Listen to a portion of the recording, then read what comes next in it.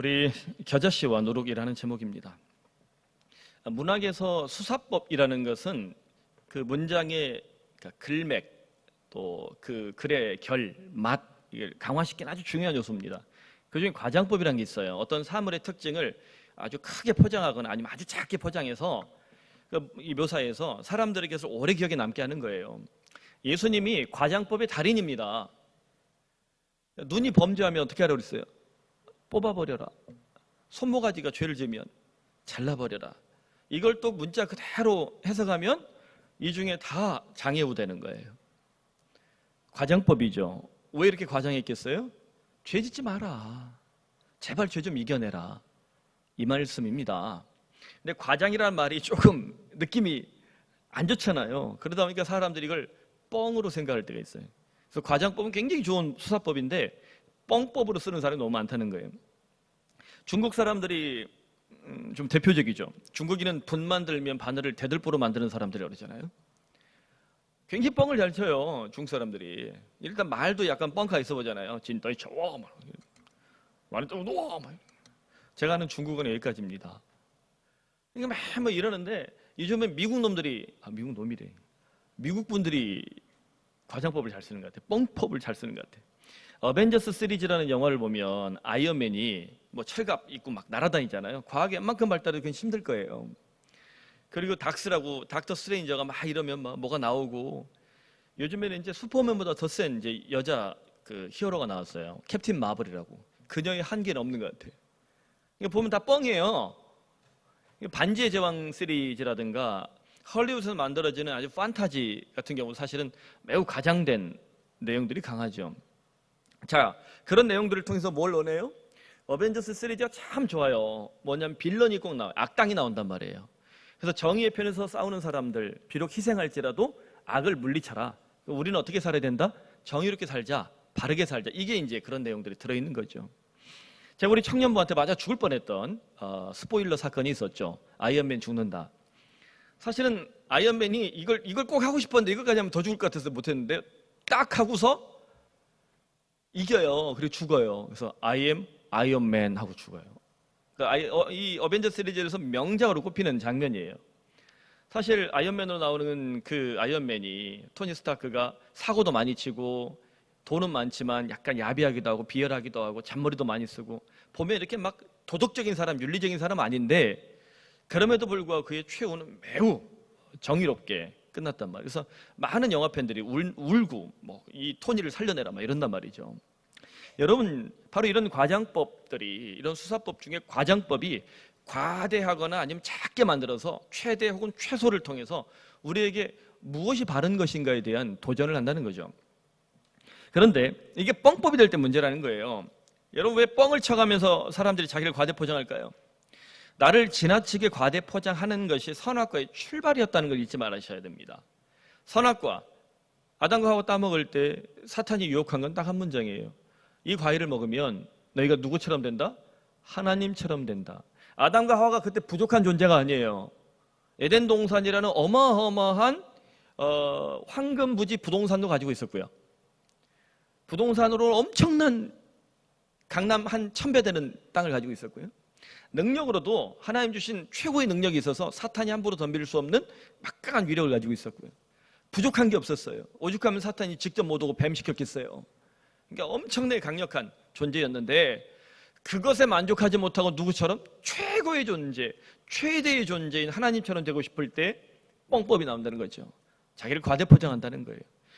그래서 성경이 사탄을 두고 마귀를 두고 거짓의 아빠라고 그러는데요. 과대포장, 뻥, 거짓말, 특히 거짓말까지 오면 인간의 죄성을 보여주는 아주 대표적인 특징입니다. 여러분 그래서 정치 지도자들이나 목사들이나 사회 지도자들이 보면 꼭 사고 칠 때 뭐 해요? 난 몰라요, 안 했어요, 뭐 이력서 준 적 없어요, 뭐 막 이러잖아요. 근데 다 보니까 나중에 뭐예요? 거짓말이에요. 다 뻥이에요. 자기를 과대포장하는 것. 이것이 죄의 출발점. 우리들도 예수 믿고서 나를 그냥 과대포장하고 싶고 갑자기 그런 부분을 한다면 우리가 지금 죄가 시작됐구나 그 생각을 하시면 되는 거예요. 오늘 한국교회가 세상의 비난을 참 많이 받고 있습니다. 그 이유 중에 하나가 삼허에 빠졌기 때문이다. 허수, 허세, 허상 이 사모에 빠져서 교회가 교회다움을 잃어버린 거예요. 여러분, 허수, 숫자를 뻥튀기 하는 거죠. 숫자를 뻥튀기 하니까 우리 한국교회 성도들 다 모으면, 숫자를 다 모으면 한국 5천만만큼 된다 그러잖아요. 분명히 얘기지만 5천만에 10분의 1 바뀌지면 안 돼요. 우리 한국교회가 2단 다 빼고 나면 500만에서 600만으로 보는 게 맞습니다. 자꾸 저 한기총회 뭐 이상한 대표가 뭐 1200만 기독교인데 1200만 가본 적도 없고요. 지금 이제 그런 분들 때문에 못 가게 생겼어요. 지금 보니까. 허세, 내가 가지고 있는 것이 그 정도면 거기에 만족해야 되는데 과장하니까 얼마나 힘들겠어요. 저는 가끔 그런 생각을 해요. 거짓말 신드롬에 빠져서 거짓말로 자기를 꾸미고 사는 사람은 얼마나 삶이 힘들까? 거짓말을 계속 해야 되니까. 이거만큼 힘든 게 없는 거예요. 우리 한국교회가 하나님 주시는 은혜를 정말 감사해 받고 이게 겸손했어야 되는데 교회 자체를 과대포장한 거예요. 목사도 과대포장하고 성도들도 과대포장하고. 이 과대포장에 빠지니까 어떻게 돼요? 과장법 수준도 아니고 뻥법이 돼가지고 교인들이 불신하는 시대가 온 거예요. 그래서 오늘날 교회 성도들에게 이 겨자씨와 누르개 비유가 참 소중하다는 생각이 들었습니다. 이 본문을 두 가지를 같이 묶어서 묵상을 해보니까 전할 수 있는 메시지가 참 오늘 시대에 어울리는 것 같아요. 지극히 작은 겨자씨, 이건 눈에 보이거든요. 작은 거에서 큰 것으로, 외적인 거예요. 또 눈에 보이지 않는 누룩, 이건 눈에 보이지 않아요. 영향력이에요. 이 두 가지를 통해서 천국 어떤 특징이 있는가 살펴보면서 교회와 성도는 어떻게 살아야 하는가, 어떤 길이 바른 길인가, 오늘 우리가 반드시 들어야 될 예수님 메시지를 나누면 좋겠습니다. 먼저 겨자씨 비유를 볼까요? 31절에 우리가 잘 아는 아주 단순한 내용이에요. 천국은 마치 사람이 자기 밭에 갖다 심은 겨자씨 하나를 같다. 한동안 한국교회 겨자씨가 이스라엘에서 많이 수입이 됐다고 기독교 백화점마다 이렇게 많이 있었는데요. 그건 이제 전문가가 하는 얘기가 담배씨라고. 그 책갈피에 꽂혀있던 거 요만한 거 있잖아요. 그게 다 담배씨라고. 겨자씨는 그보다 더 작다고. 아무튼 작아요. 겨자씨는 작아요. 겁나 작아요. 그래서 이게 상징이에요. 심벌리즘. 그냥 상징이에요. 아주 작다라는 것을 표현하기 위한 상징이에요. 그래서 옛날 랍비들이 겨자씨를 가지고 가장 작다는 의미를 교훈하게 사용했는데, 교보제였는데, 예수님께서도 이런 전례를 따라서 가장 작은 것을 상징하기 겨자씨를 선택하셨다는 거죠. 근데 겨자씨가 이 본문에서 뭘 상징하느냐? 이게 천국 비유 시리즈예요. 그럼 뭘 상징하겠어요? 겨자씨는 곧 천국이다. 사실 우리에게 천국은 어마어마하게 크게 생각되잖아요. 예수님은 그걸 역으로 딱 치신 거예요. 야, 천국 그렇게 안 커. 겨자씨 같아. 당대 유대인들이 생각했던 천국과는요, 좀 지상적 메시아론이었어요.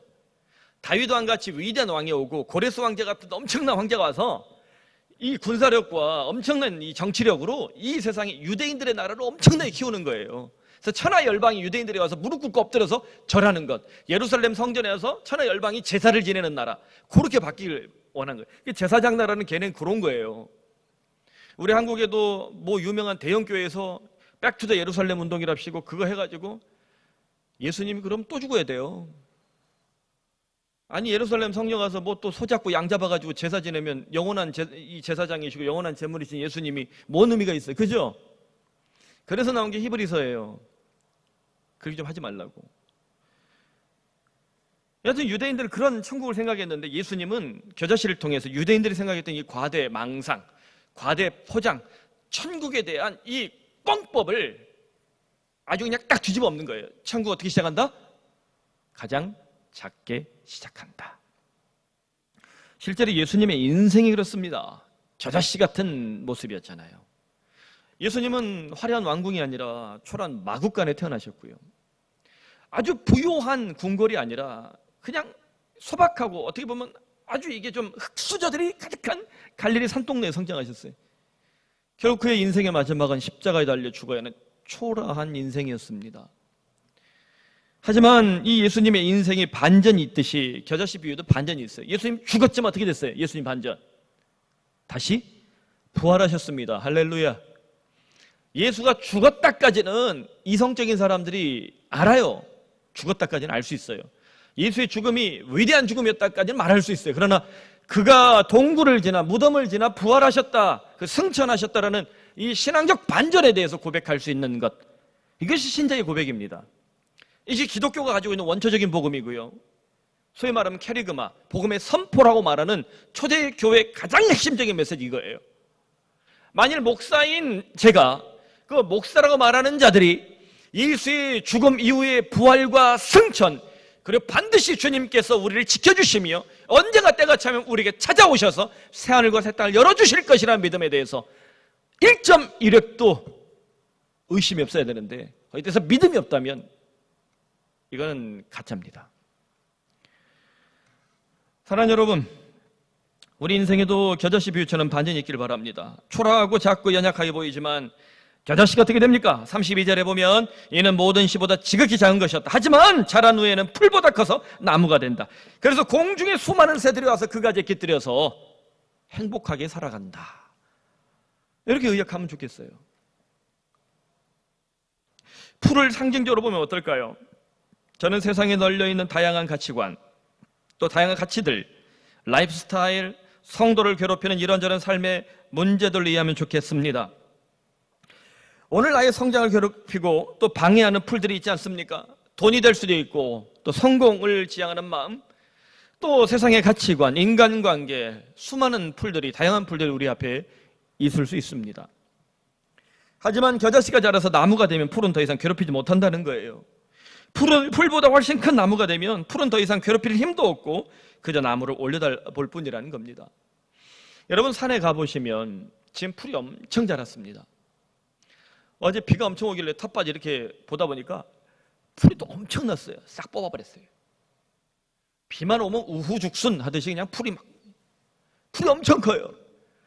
풀이 막 나요. 근데 그 풀이 그렇게 많다고 해서 나무 싸닥이라도 뗄 수 있어요?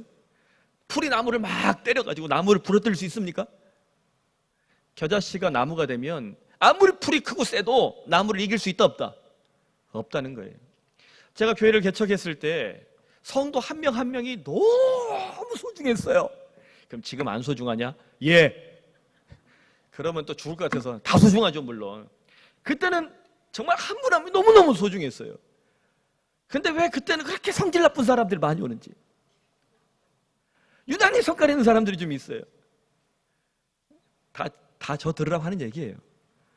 저도 그때만 해도 성깔이 있었군요. 그러니까 교회가 누가 좀 쓴소리, 좀 싫은 소리, 쓸데없는 소리 하면 이렇게 막 시끄러운 거예요. 예를 들면 이런 거죠. 제가 이제 저쪽 학교 1층에서 이제 그때 예배 드릴 때니까 1층 앞에서 교인들이 오면 다 인사하고 몇 명 되지도 않으니까 막 20, 30명 되고 50명 되고 이럴 때 막 이렇게 돼가니까 막 인사하고 이렇게 하니까 그 옛날 사랑의 교회에서 잠깐 왔다 갔던 사람들이 그런 얘기를 했더라고요. 목사님이 경건하지 못하게 설교 전에 앉아서 기도하셔야 되는데 기도도 안 하고 교인들한테 인사하고 있다고. 저는 그게 제 기도예요. 그게 뭔 문제가 있나? 그러니까 쓸데없는 소리가 교회가 약하고 그러니까 막 그런 거예요. 그냥 공사 하나 해도 시끄럽고 뭘 하나 해도 시끄러워요. 근데 지금 보세요. 그냥 교회가 어느 정도 단단해지고 리더십 그룹의 성도들이 튼튼하게 교회를 지키고 교인들이 교회를 사랑하는 마음이 있으니까 웬만한 쓴소리들 서로 하지만 잘 이겨내고요. 웬만해서는 지금 이 정도 공사했으면 교회 망했어요. 그때 같으면. 뭘 흐르든지 다 가요. 그냥 물 흐르듯이 다 가. 그러니까 이게 교회가 단단해지면요, 풀이 아무리 때려도 괜찮아요. 아무 문제가 없어요. 우리 인생도 그런 것 같아요. 사람이 믿음이 약하거나 혹은 삶이 좀 힘들거나 그럴 때는 어때요? 옆에서 그냥 백직장을 한 대 맞아도 죽을 것 같아요. 그렇지 않아요? 내가 우울증이 오거나 혹은 조울증이 오거나 이 마음이 부러져서 또 인간과의 갈등 때문에 직장도 힘들고 일하기도 싫고, 제가 얼마 전에 우리 애들한테서 아빠 조기 은퇴하고 싶다. 우리 아들이 단호해 합디다. 아버지 일하십시오. 안 됩니다. 우리 딸도 그러더라고요. 우리 딸은 아빠가 일할 때 멋있나 봐요. 계속 일하래요. 교회가 싫어서 그런 게 아니라 이제 몸이 아프고 자꾸 그러니까 저도 그런 거예요. 제가 말 안 해서 그렇지 저도 아픈 데가 몇 군데 있거든요. 그러니까 이제 좀 그런 거예요. 그냥 난 20살 때부터 너무 못 쉬었구나. 20살 때부터 너무 못 쉬고 50대 30년간 단 한 번을 내가 제대로 쉬어본 적이 없는 것 같다. 뭐 그런 생각이 저한테 오는 거예요. 근데 그런 게요, 저를 잡아먹지 못하는 게 제가 이미 어느 정도 단단한 나무가 된 거죠. 때려봐요. 그냥 때려봤자 끝도 없어요. 여러분, 기왕 예수 믿는 거 어떻게 믿을래요? 풀처럼 믿을래요? 나무처럼 믿을래요? 한번 따라해 봅시다. 나무가 되자. 기왕에 우리가 푸른 사랑의 교회니까 어떤 나무? 푸른 나무가 되자. 할렐루야.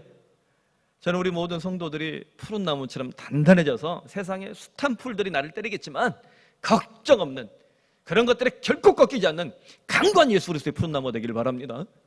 사랑하는 성도 여러분, 바로 그때 공중의 새들이 와서 그까지 깃들인다고 되어 있어요. 깃들인다는 표현이 참 재밌는데요, 스케네오라는 헬라어가 그 자기 천막을 친다는 뜻, 또 거처를 정한다는 뜻이에요. 이거는 한번 월세가 아니에요.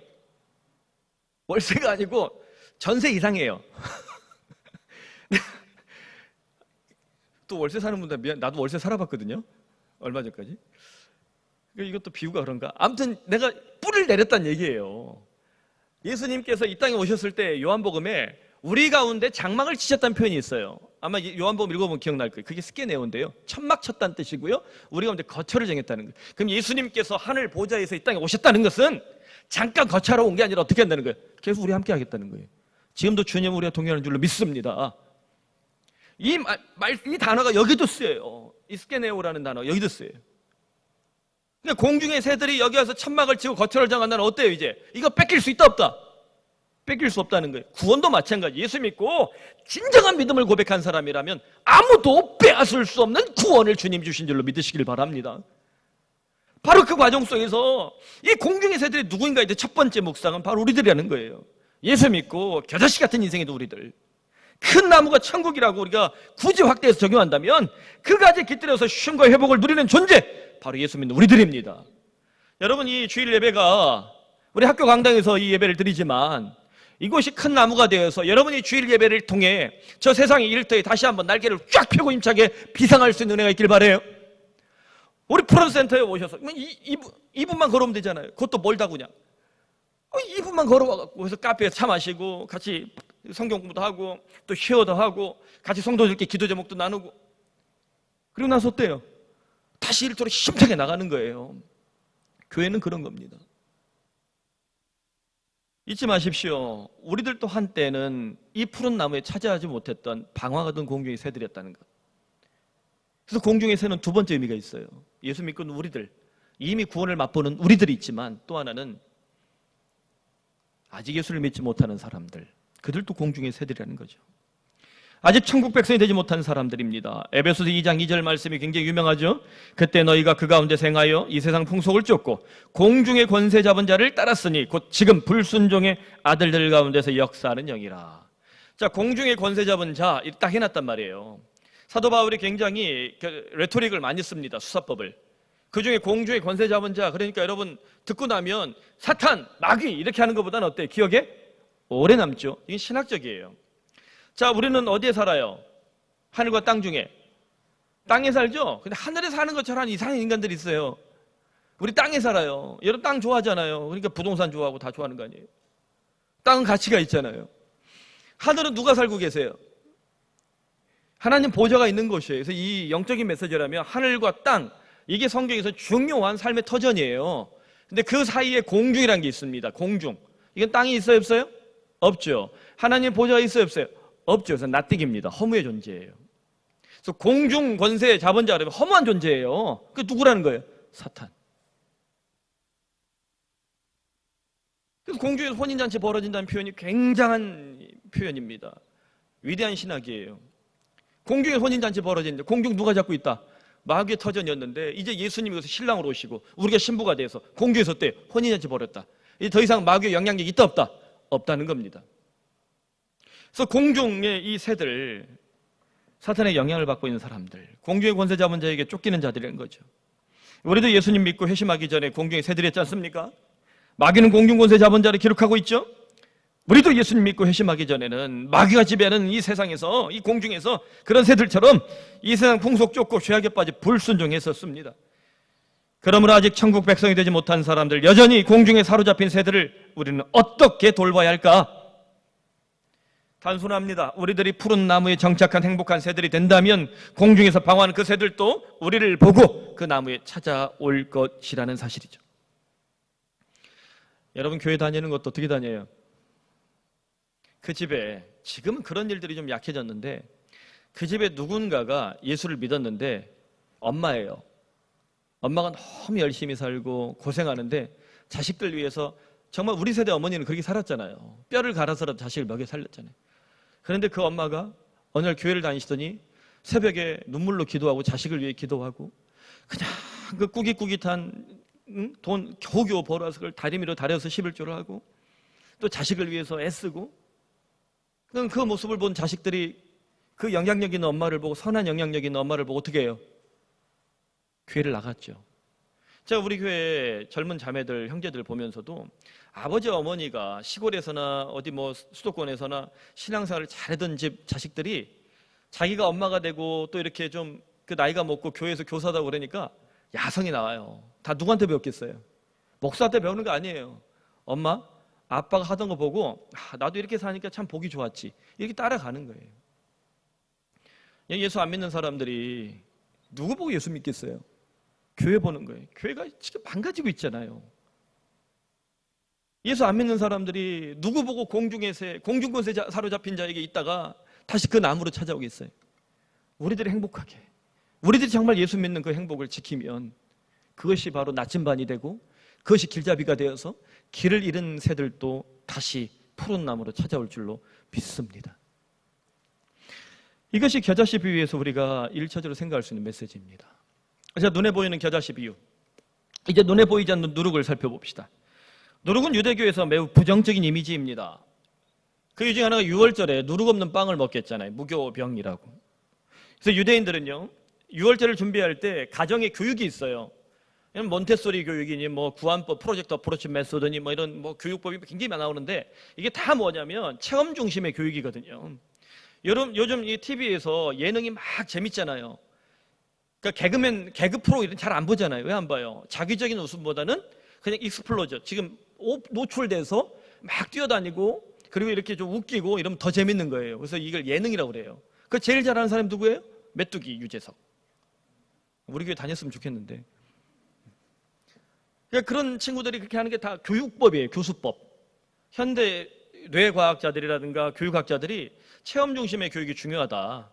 근데 저희도 설교할 때 이런 거 자꾸 띄우는 게, 사실 저거 없어도 설교하는 게 편한데 저게 좀 도움이 된다니까 계속 지금 뭐 만들긴 해요. 아무튼 이게 체험 중심의 교육이거든요. 그래서 유대인들이 워낙 유명한 게 체험 중심의 교육을 잘해요. 가정에서 어린아이들 어려서부터 막 2살, 3살 말 뗄 때부터 집에다가 누룩을 숨겨놔요. 그래서 그걸 찾아오면요, 상을 줘요. 선물을 줘요.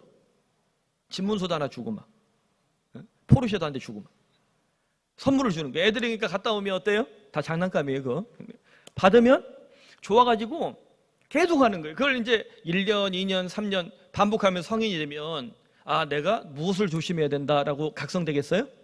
누룩. 그래서 누룩은 나쁜 영향을 주는 것, 내가 찾아서 버려야 하는 것, 이렇게 딱 적응이 되는 거예요. 예수님도 이런 전통을 따라서 종종 누룩을 부정적인 개념으로 사용했죠. 동등한 본문, 마태복음의 이 본문에서 이 누룩에 대한 신학이 마태복음 16장 이렇게 나옵니다. 바리새인과 사두개인의 누룩을 주의하라. 제자들이 이게 누룩이 뭘까 고민했는데, 이 12절의 결론이 뭐냐면, 제자들이 그제서야 떡의 누룩이 아니라 바리새인과 사두개인들의 교훈을 삼가라고 말씀하신 줄을 깨달았다, 이렇게 기록합니다. 그럼 바리새인과 사두개인의 누룩은 뭐라는 거예요? 그들이 말하는 교훈. 그러니까 그 교훈을 들으면 오염되고 좀 잘못돼서 하나님을 믿는 믿음이 잘못되는 거예요. 오늘 우리들에게도 유익하죠. 성경이 전하는 바 바른 신학과 바른 복음에 대해서 우리가 의심해야 되고 질문해야 되고, 목사의 설교나 우리의 제자 훈련이나 성경 읽는 우리 자신에 대해서도 끊임없이 주의해야 된다는 거예요. 이것이 누룩이 되지 않게. 그런데 예수님께서 이렇게 강하게 누룩에 대해서 부정적으로 얘기하시면서 동시에 오늘 본문에서는 희한하게 누룩을 긍정적으로 사용합니다. 이 긍정적으로 쓰신 경우 많지 않은데 굉장히 긍정적으로 처음 써요. 예수님이 천국은 밀가루를 부풀게 하는 누룩과 같다라고 말씀하십니다. 자, 누룩이 천국이라면 밀가루는 세상, 이렇게 적용하면 좋을 것 같아요. 자, 세상은 분명히 문제가 많고 또 변화를 일으켜야 되는데 그 안에 뭐가 들어가야 된다? 마치 밀가루 속에 누룩이 들어가면 맛있는 빵이 되듯이 또 누룩이 들어가서 발효를 시키지 못하면 썩어버리는 것처럼 이 교회가 하나님의 나라의 능력이 세상 속에 들어가면 어떻게 된다는 거예요? 썩지 않는다면 발효를 시켜서 아주 맛있고 고운 빵 냄새, 아주 맛있고 고운 빵을 만들 수 있다는 거죠. 매우 긍정적입니다. 중요한 것은 어떻게 누룩은 밀가루를 부풀게 할까에 대한 고민이죠. 이것이 더 중요하고 본질적입니다. 2001년도에 쓴 책이고 오래됐어요. 교회가 죽어 예수가 산다라는 책을 CBS 기자 출신 한용상 씨가 썼는데요. 사실 내용은 지금 한국교회 일그러진 모습들, 세습에 물들어 있고 또 돈에 문제가 많고 그리스도의 삶에 대해서 지금 너무나 많은 것들에서 흔들리고 있는 우리들의 모습, 사실 그러니까 비슷비슷해요. 그래서 저는 이 내용은 다 버리고 딱 제목만 좋아요. 따라해 봅시다. 교회가 죽어야 예수가 산다. 이 도발적인 제목이 그때는 굉장히 공격적이었어요. 근데 지금은 시대가 지나서는 20년 지나니까 어울려요. 한때 이 한반도에 굉장히 어떤 한 철학자가 유명한 책을 하나 썼죠. 공자가 죽어야 나라가 산다. 요즘 20대 젊은이들이 유교 문화에 너무 창념되어 있는 한국 문화를 두고 유슬람이라고 그럽니다. 이슬람이 되게 좀 여자들 막 박해하고 막 그러잖아요. 오죽하면 그 이슬람 사회에 공주가 왕비면 나라 떠나겠어요, 안 떠나겠어요? 나라를 떠나겠어요, 고문당하다가. 공주 왕비가 한국으로 시집 오라고 그래요. 한국은 여자들이 이제 대권을 줬죠. 그럼에도 불구하고 여전히 우리 사회에서 여성에 대한 비하, 성적인 착취 이런 부분들이 너무 강화되니까 유슬람이라고 그래요. 사실 일제시대에 일제 35년 동안 한국 사회에 이게 잘못 일그러진 것들이 너무 많은 거예요. 조선시대에 퇴계 이황 선생이나 이런 분들도, 하물며 성리학의 대가인 이런 분들도 자식들에게 재산 물려줄 때 아들하고 딸하고 차별 없이 나눠줬다는 게 기록이 남아 있어요. 일제 35년 하면서 여자는 집에서 밥이 나오고 빨래 나오고 남자도 훨씬 하등한 존재인 것처럼 그렇게 만들어진 거예요. 그게 카레 문화예요. 카레 문화. 잘못된 거죠. 그게 유슬람이라고 그러는 거예요. 그런 공자가 죽어야 나라가 산다는 말이 그래서 나온 거예요. 또 우리나라 접대 문화부터 시작해서 장유유서 좋죠. 꼭 지켜야 되는데 이게 잘못돼서 꼰대 문화가 되는 거예요. 교회에서도 꼰대 문화 있죠. 내가 목사 몇 년 차인데, 내가 지금 장로 몇 년 차인데. 그래서 장로님들도 우리는 좋은 분들만 계시니까 괜찮은데 어느 날 젊은 장로가 딱 당선이 돼서 가운데 센터에 딱 앉았네. 그냥 이렇게 자리 펴기 앉았는데 이거는 5년 이상 돼야 하는 자리야. 이건 얼마나 이거 코미디예요. 이게 똑같은 거예요. 지금 한국교회를 보면 교회가 죽어야 예수가 삽니다. 교회가 죽어야 세상이 삽니다. 내가 죽어야 예수가 살고 내가 죽어야 죄인들이 삽니다. 어쩌면 이것은 우리가 사랑하는 사도 바울이 우리에게 했던 고린도전서 15장 31절의 그 유명한 말씀을 그대로 보여주는 것 같아요. 고린도 교회, 고린도는 온 시랍의 빛이라고 불렀습니다. 코스모폴리탄이에요. 당대 세계 국가예요. 세계 도시예요. 지중해 아름다운 땅이고 돈이 많고 우상을 숭배하던 땅인데 성적으로 굉장히 타락했던 곳이에요. 그런데 이 고린도 교회가 얼마나 타락했는지 우리는 알고 있잖아요. 영적인 은사도 많고 돈도 많은데 성적으로 타락하고 세속적인 방식으로 완전히 물들어 살아가는 거예요. 사도 바울이 개척했고 그렇게 사랑했던 교회인데 자기 담임 목사 출신인 바울이 그 교회 오니까 쫓아내버려요. 사람의 교회가 된 거죠. 그래요, 바울은 이렇게 말합니다. 형제들아, 내가 그리스도 예수 우리 주 안에서 가진 바 너희에 대한 나의 자랑을 두고 단언하노니, 따라해볼까요? 나는 날마다 죽노라. 이 한 문장으로 고린도 교회를 향해서 주님의 메시지를 선포한 거예요. 예수님의 십자가, 그 피 묻은 십자가를 바라봐라. 너희들 돈 있고 빽 있고 가진 거 너무 많으니까 세속적인 방식에 얽매여서 교회가 아니지 않냐. 나는 날마다 죽노라. 이거 하나 지키면 살 수 있다는 거예요. 여러분, 육체에 질병 없는 인생 없습니다. 유병장수의 시대인데 건강장수하면 좋겠죠. 마음이 아프지 않은 사람 없어요. 저도 제가 신체 나이가 젊다고 생각했거든요. 일단 젊죠. 일단 얼굴도 얼마나 동안이에요.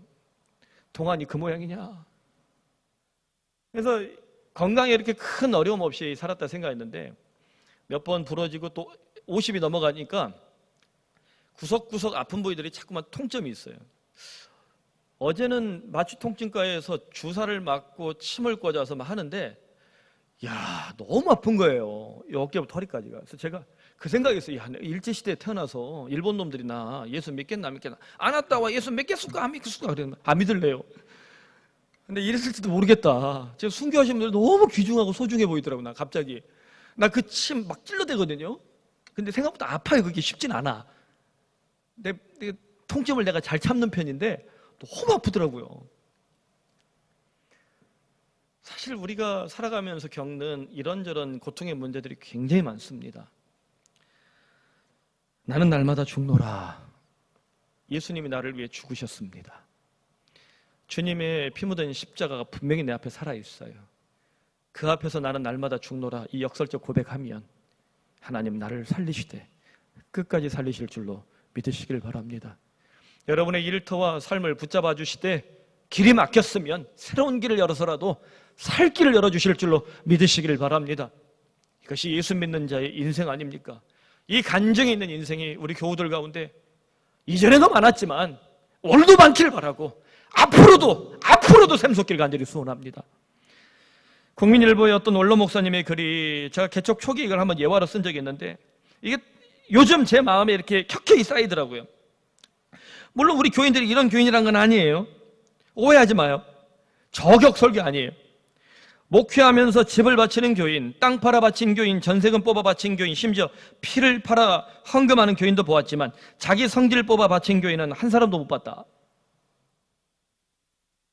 이게 40살 때 제가 읽었을 때는 충격으로 끝났는데 50줄 한 목회 거의 10년 돼가 보니까 이게 아멘 하더라고요.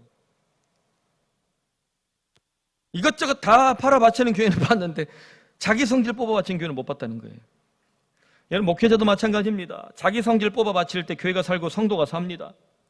결국 자기 성질을 뽑아 바친다는 말은 내가 죽는다는 거잖아요. 성도들도 마찬가지. 자아가 죽고 성질이 죽을 때 비로소 예수가 보이고 교회를 살리고 하나님께 정말 기뻐하는 인생을 살 수 있다는 거예요. 제가 한 목사님의 은퇴 이야기를 지금 계속 듣고 있습니다.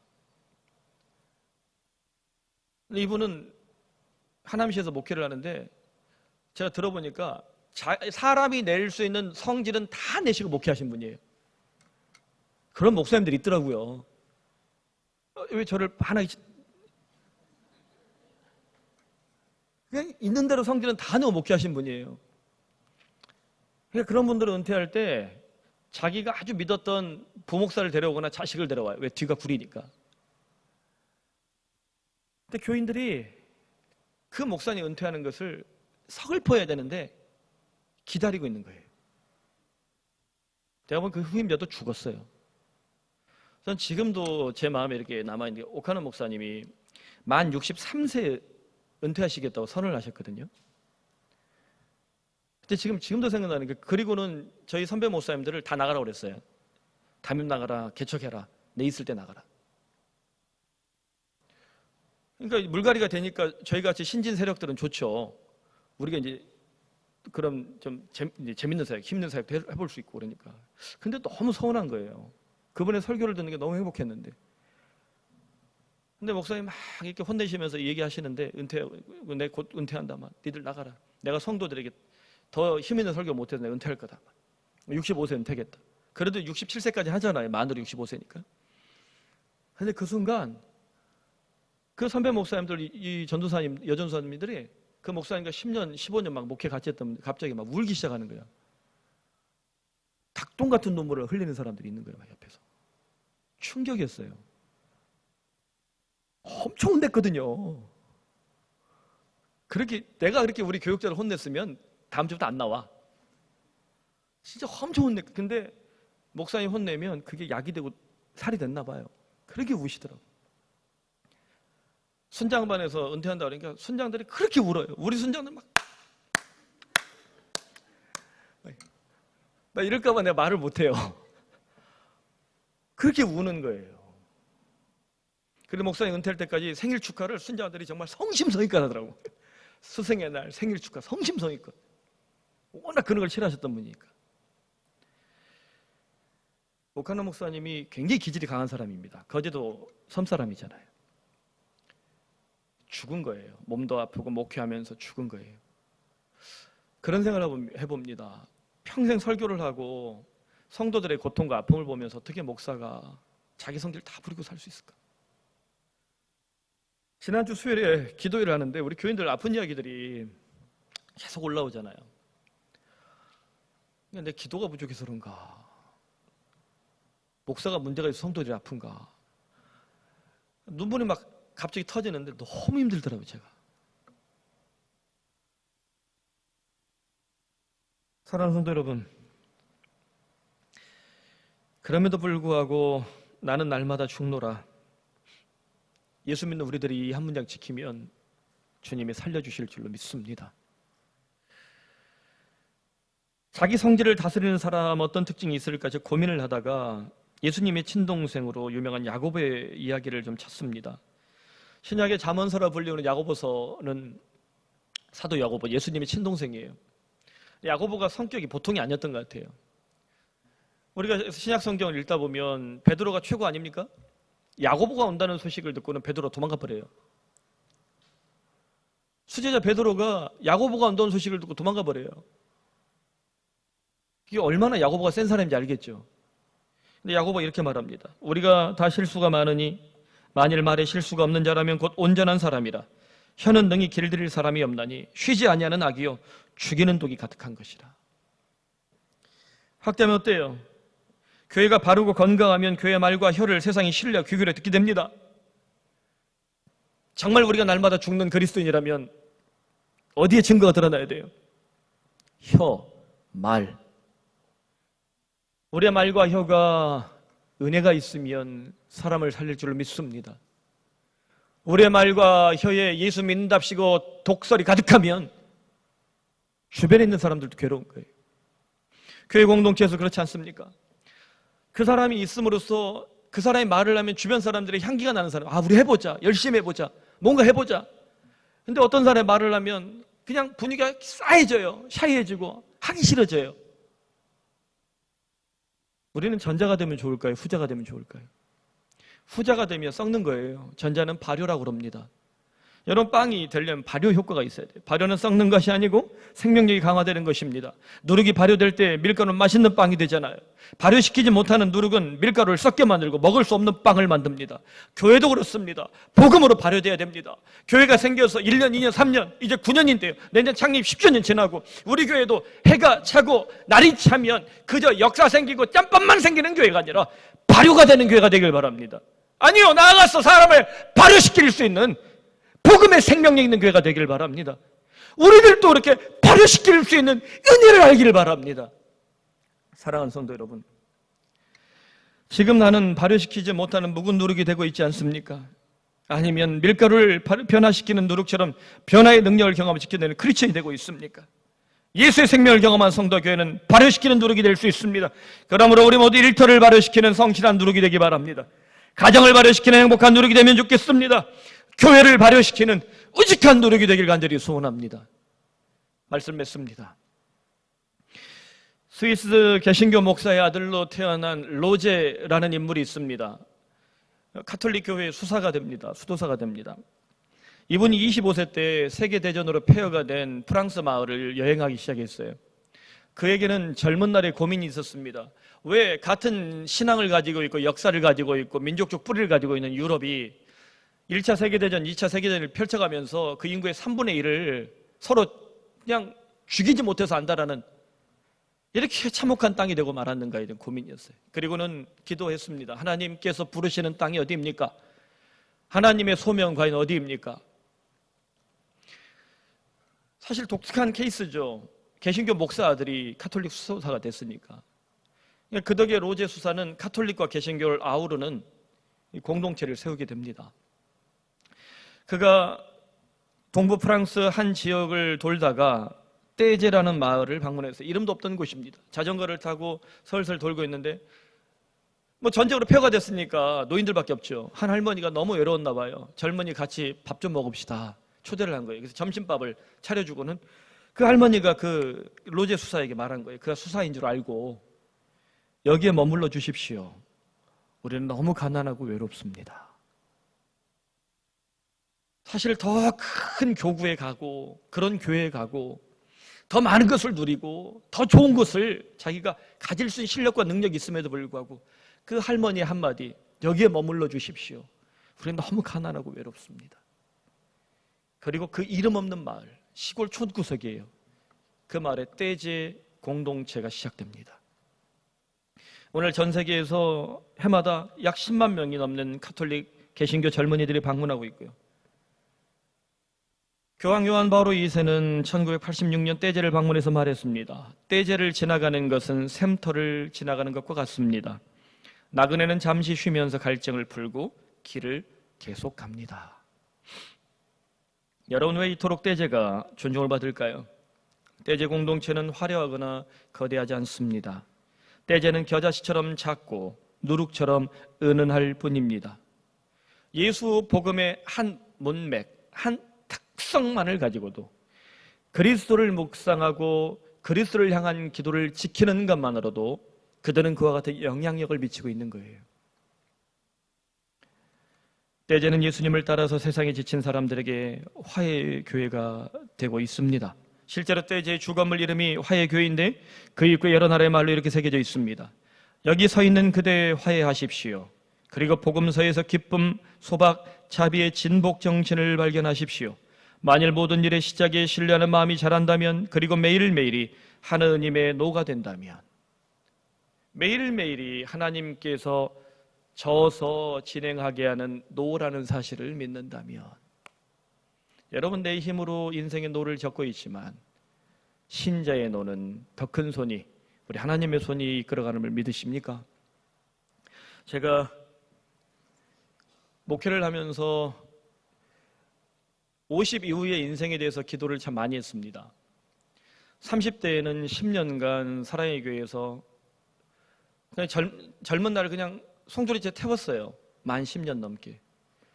그 만 40에 대해서는 내가 어떤 교회에 청빙을 받아가서 목회를 하거나 하나님 부르시면 개척을 하거나 아니면 선교사를 가거나 이 생각을 했습니다. 교수가 되는 꿈은 신대원 2학년 때 부르심이 달라져서 제가 내려놨고 그 고민을 했습니다. 근데 개척에 대한 환상을 하나님 주셨죠. 로제는 가다가 할머니가 여기서 밥 먹으라 그래서 개척을 했는데 저는 강동 땅에서 빛이 번쩍이 제가 더 세게 받았어요. 영향력은 더 없네요. 그때 그 개척 10년간 잘 지키면 50대 또 새로운 삶이 시작되겠지라는 기도를 하는데, 요즘 제 마음속에 들어오는 중요한 생각 중 하나는 뭐냐면, 그저 유명해지고 큰 교회 세우고 뭔가 이렇게 막 가져서 누려먹고 사는 일 인생이 아니라, 내가 전하는 이 목사의 강단이 성도들이 주일마다 하나님과 화해하는 시간이 되면 좋겠다. 자기 자신을 용서하지 못하고 화해하지 못하는 이들이 예수님의 복음을 듣고 나를 용서 화해하는 시간이 되면 좋겠다. 남편과 아내가 혹은 부모와 자식이 화해하지 못해서 얼마나 많은 지금 현대적 병리가 많습니까? 이 마른 뼈다귀 같은 강단을 통해서 우리 주님의 십자가에 정말 놀라운 신비가 있으므로 우리가 화해하면 좋겠다. 그러면 충분하겠다. 푸른 사랑의 교회는 제 당대로 끝나길 바랍니다. 이 교회만 커져서 거대한 교회가 되고 큰 교회가 되어서 우리 교회는 창립 몇십 주년에 뭐 위대한 교회고 대형 교회고, 이런 교회는 사실 주님의 몸된 교회에서 기능이 떨어지는 것 같아요. 이 교회를 통해서 우리 성도들이 교회를 끊임없이 탄생시키길 바랍니다. 우리 교회 출신의 목회자들이 훈련받아서 끊임없이 새로운 교회들을 탄생시키길 바랍니다. 세상의 대기업은요 10년, 50년, 100년 그런 100년 점포, 노포가 필요합니다. 재벌이 문제가 있는 것이지 대기업, 중소기업 혹은 강소기업, 한반도에 이번에 이 일본 때문에 잘 일어났으면 좋겠어요. 기업은 그렇게 역사와 전통을 힘있게 하면 좋은 것 같아요. 주님의 몸된 교회는 그것이 자칫 복음을 가로막는 걸림돌이 될 때가 많습니다. 교회의 역사, 교회의 규모, 목사의 경력 혹은 성도들의 규모, 이것이 주 예수 그리스도의 순전한 복음, 순수한 복음의 문을 가로막을 때가 너무나 많은 것을 바라봅니다. 여러분, 혹시 하나님 우리 교회 복 주셔서 교회가 더 커졌어요. 교회가 엄청 커졌어요. 그때 우리는 분명히 결단해야 됩니다. 화해의 교회가 되자. 이 교회의 정체성은 무엇인가? 주님께 우리가 부름받은 이 소명은 무엇인가? 화해의 교회가 되자. 끊임없이 세상을 화해시키는 교회가 되자. 돈과 화해하고, 권력과 화해하고, 내 자신과 화해하고, 세상과 화해하고, 그 숱한 사람들이 겨자씨처럼, 누룩처럼 주님의 품으로 다시 돌아오게 하는, 그 공중의 새들이 주님의 품으로 다시 돌아오게 하는 디딤돌이 되고, 북극성이 되고, 나침반이 되고, 길잡이가 되고, 이 작고 가난하고 연약한 교회를 주님이 그렇게 쓰시기를 바랍니다. 함께 찬양합시다. 떼제 공동체 찬송이 여러분 잘 모르는 사이에 우리에게도 알려져 있어요. 사랑의 나눔 있는 곳에 라는 곡입니다. 좀 아시죠?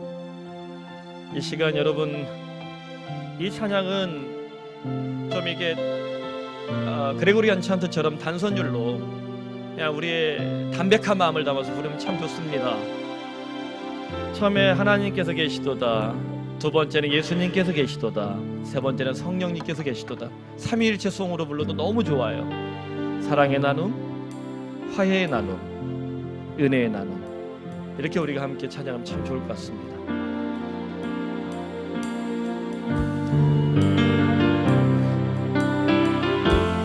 사랑의 나눔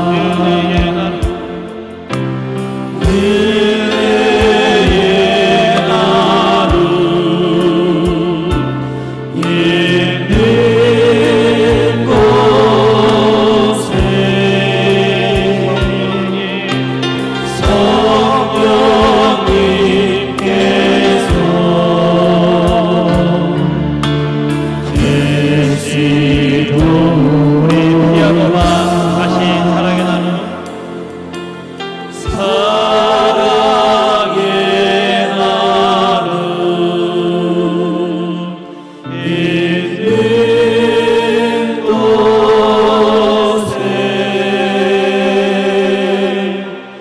하나님께서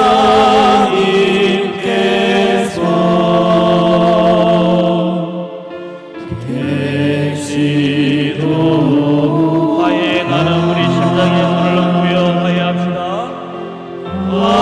화해의 나눔 있는 곳에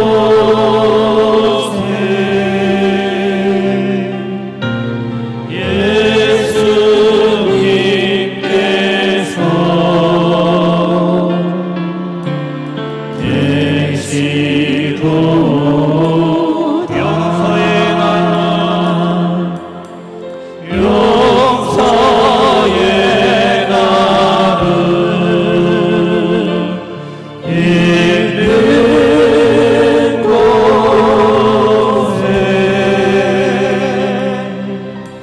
성령님께서 시간 함께 기도합시다. 오늘 말씀을 묵상하면서 겨자씨와 누룩의 비유 앞에서 우리 자신을 돌아봅시다. 여러분, 하나님의 나라가 우리 안에 겨자씨처럼 임하기를 바랍니다. 또 누룩처럼 임하기를 바랍니다. 그래야 외적으로 변화되어야 될 것, 내적으로 발효되어야 할 것, 이 시간 주님 앞에 내 자신을 놓고 기도하십시오. 또한 화해의 기도를 합시다. 남편과 아내를 향해, 또 자녀를 향해, 또 친구들을 향해, 일터의 무수한 사람들을 향해, 또 우리 교회 안에 한 형제 자매를 향해 여러분 화해의 기도를 하십시오. 주님, 우리 주 예수 그리스도를 따라서 우리 또한 화해의 교회가 되게 하여 주시옵소서. 푸른 사랑의 교회가 또한 그같이 화해의 교회로 쓰임받게 하여 주시옵소서. 다 함께 기도합니다. 자비로우신 하나님 아버지, 주의 백성들이 이 시간 주님 앞으로 나아갑니다. 주여, 우리를 겨자씨처럼 불러주셨으니 감사합니다. 여러분, 이 시간은 심히 미약하였으나 그 끝은 창잘주로 확신합니다. 주님, 감히 세상의 불자가 때릴 수 없는, 건드릴 수 없는 푸른 소리의 나무가 되게 하여 주시옵소서. 외적으로 변화되어야 될 우리의 삶의 모습을 주님께서 하나님 아버지, 돈이요 염려요 세상의 숱한 여러 가지 문제들 앞에서 주님 예수 믿는 신대의 온전한 모습을 지켜낼 수 있도록 주님 함께하여 주시기를 간구합니다. 또한 겨자씨와 같이 주님 우리 안에 그리스도의 보이지 않는 영역에 발효가 되는 은총을 베풀어 주시길 바랍니다. 주여, 나를 괴롭히고 난 죄악을 반드시 변화되어야 되는 삶의 문제를 하나님으로 만져주시어서 발효되어 고운 냄새가 나는 맛있는 빵을, 주님 우리가 그런 빵처럼 맛있는 인생을 살아갈 수 있도록 은혜를 베풀어 주시길 바랍니다. 그래야 누룩처럼 겨자씨처럼 주의 그리스도의 천국 복음에 우리가 함몰하여 온전히 순종하여 주님께서 주시는 은혜를 맛보기를 바랍니다. 주여, 무엇보다도 내 자신과 화해하게 하여 주시옵소서. 하나님 아버지, 남편과 아내가 또 부모와 자식이 또 성도가 일터의 무수한 사람들과 하나님 화해의 교회가 되기를 간절히 기도합니다. 주 예수 그리스도를 믿고 있기에 주님의 피가 뚝뚝 떨어지기에 나는 날마다 죽더라 고백하며 내 말과 혀를 다스리며 우리는 화해의 교회가 되겠습니다. 하나님의 교회가 주님 숱한 성도들이 하나님과 화해하는 화해의 교회가 되기를 바랍니다. 성도가 자기 자신을 용서하고 하는 화해의 교회가 되기를 바랍니다. 아버지와 사람과 사람이 서로 화해하고 용서하는 화해의 교회가 되기를 바랍니다. 되어 화해하는 자에게 화목케 하는 자는 하나님의 자녀를 이끌어가는 것을 가졌으니 주 하나님의 자녀에게 주시는 하나님 놀랍고 풍성한 은혜를 맛보게 하여 주시옵소서. 하나님 아버지, 이 나라 이 민족을 잊지 마시고 붙잡아 주시길 바랍니다. 일본과의 무역 갈등, 또 북한의 도발, 우리가 이 땅에 살아가는 동안 한 번도 편했던 적은 없었던 것 같습니다.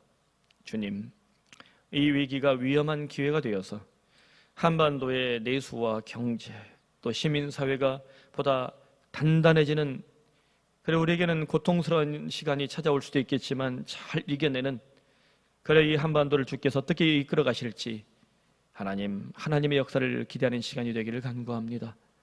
자비로우신 하나님 아버지, 우리 교우들 가운데 육체의 질병으로 고통당하는 이들이 있습니다.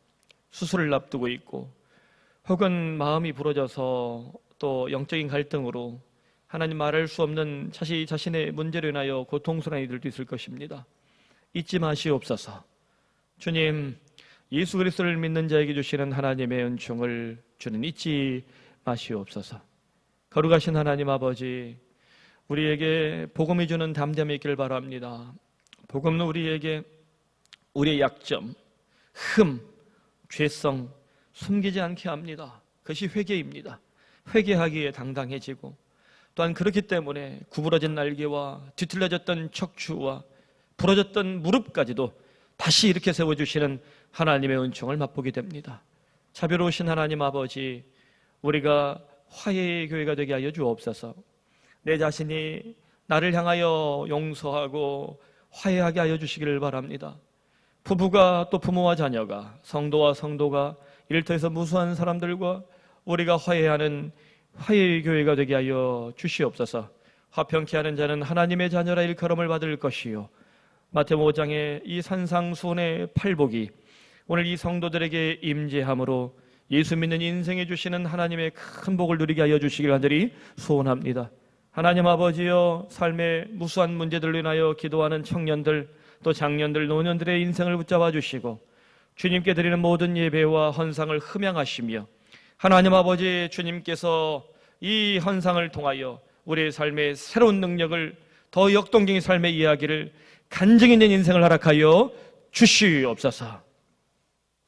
주 예수 그리스도의 은혜와 하나님 아버지의 사랑과 성령의 돌보심의 역사가 누룩처럼 겨자씨처럼 화해의 교회가 되기로 결단한 우리 모든 교우들과 푸른 사랑의 교회 위에, 한반도 위에, 한국교회 위에, 세계 교회 위에, 또한 주의 품을 멀리 떠나 화해의 복음을 망치려고 잃어버린 영혼들, 그들의 삶의 머리 위에도, 삶의 자리 위에도 이제로부터 영원토록 함께 하시기를 간절히 축원하옵나이다. 아멘.